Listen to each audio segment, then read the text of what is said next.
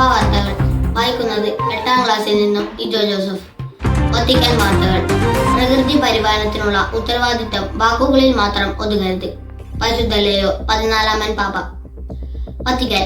സൃഷ്ടലോകത്തിന്റെ പരിപാലനത്തിനായുള്ള ആഗോള പ്രാർത്ഥനാ ദിനം സെപ്റ്റംബർ 1 ആചരിക്കാനിരിക്കെ കാലാവസ്ഥാ വ്യതിയാനത്തിന്റെയും അതുമായി ബന്ധപ്പെട്ട പ്രതിസന്ധികളുടെയും മുന്നിൽ പ്രത്യാശയുടെ വിത്തുകൾ പാകാനും പ്രകൃതി പരിപാലനം വാക്കുകളിൽ നിന്ന് പ്രവൃത്തിപഥത്തിലേക്ക് കൊണ്ടുവരാനും ആഹ്വാനം ചെയ്ത് പരിശുദ്ധ ലിയോ 14 പാപ്പ.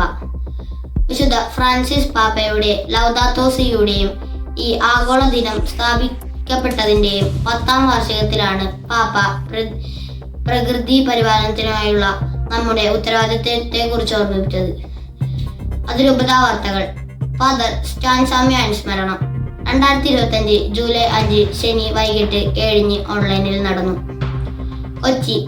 മനുഷ്യരായി ജീവിക്കാൻ അവകാശം നിഷേധിക്കപ്പെട്ട ദരിദ്രരും നിരാശ്രയരുമായ ഉത്തരേന്ത്യയിലെ ആദിവാസികൾക്കു വേണ്ടി പ്രവർത്തിച്ചതിന് തീവ്രവാദിയെന്നും നക്സലൈറ്റെന്നും മുദ്രകുത്തി ഭരണകൂട ഭീകരക്കെതിരായി ജയിലിലടക്കപ്പെട്ട് ജീവൻ ഹോമിക്കപ്പെട്ട് മനുഷ്യാവകാശ പ്രവർത്തകനും മിഷണറിയുമായ ഈശോ സഭാവൈദികൻ ഫാദർ സ്റ്റാൻ സാമ്യ അനുസ്മരണം 2025 ജൂലൈ 5 ശനി വൈകിട്ട് 7 ഓൺലൈനിൽ.